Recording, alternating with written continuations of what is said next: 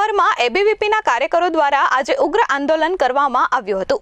SC અને એસટીના વિદ્યાર્થીઓની scholarship રદ કરવામાં આવતા વિરોધ કરવામાં આવ્યો હતો। ત્યારે સુરતમાં પણ વીર નર્મદ દક્ષિણ ગુજરાત યુનિવર્સિટી ખાતે અંદાજિત 1000 જેટલા કાર્યકરો એકઠા થયા હતા અને રોડ પર બેસી ચક્કાજામ કરી વિરોધ નોંધાવ્યો હતો।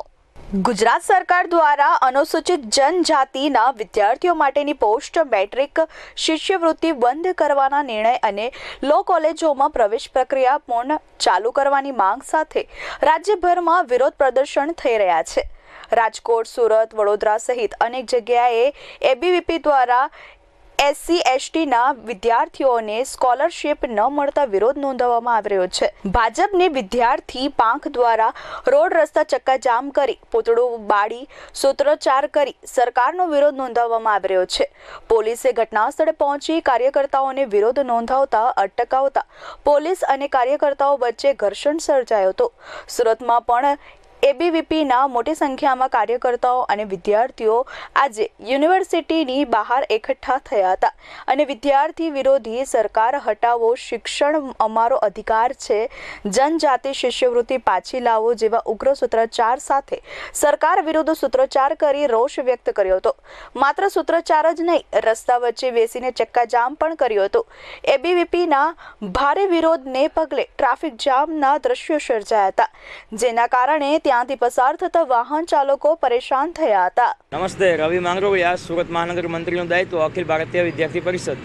વિદ્યાર્થી પરિષદની મુખ્યત્વે બે માંગ હતી કે જે એસટી કેટેગરીના જે વિદ્યાર્થીઓ છે એ વિદ્યાર્થીઓને જે મેનેજમેન્ટ કોટાની સ્કોલરશિપ સરકાર દ્વારા ચાલુ સત્રમાં જે બંધ કરવામાં આવી છે એ મેનેજમેન્ટ કોટાની સ્કોલરશિપ ચાલુ સત્રમાં ચાલુ રાખવામાં આવે અને ત્યારબાદ જે સરકાર દ્વારા જે પરિપત્ર જે જાહેર કરવામાં આવ્યો છે એ પરિપત્રને જે નવો સત્ર ચાલુ થાય ત્યારથી અમલમાં આવે, જેના કારણે આ ચાલુ સત્રમાં એડમિશન થઈ ગયા બાદ સરકારે જે પરિપત્ર જાહેર કર્યો છે તો એના બાદ વિદ્યાર્થીઓ અત્યારે કોલેજમાંથી એડમિશન કઢાવીને 50,000થી પણ વધારે વિદ્યાર્થીઓ અત્યારે પોતાના જોબ અથવા તો અન્ય બિઝનેસમાં લાગી ગયા, જેના કારણે વિદ્યાર્થીઓ શિક્ષાથી વંચિત રહી જાય છે અને જે વેકન્ટ કોટાની જે સીટો છે એને મેનેજમેન્ટ કોટામાં ભેળવવામાં ના આવે, એને જે પોતાના જે વેકન્ટ કોટા છે એને અલગથી એમ જ રાખવામાં આવે। ભારત સરકારની વર્ષ 2010થી લાગુ થયેલી આ યોજનાની માર્ગદર્શિકા અનુસાર આદિવાસી સમાજના બાળકોને પેઇડ અને ફ્રી સીટ ઉપર પોસ્ટ મેટ્રિક શિષ્યવૃત્તિ મળવાપાત્ર હતી, પરંતુ આદિજાતિ બાબતોનું મંત્રાલય ભારત સરકારની વર્ષ 2022થી નવી માર્ગદર્શિકા બહાર પાડવામાં આવી હતી। તેના અનુસંધાને રાજ્યોને સમયાંતરે સૂચનાઓ પણ આવી છે।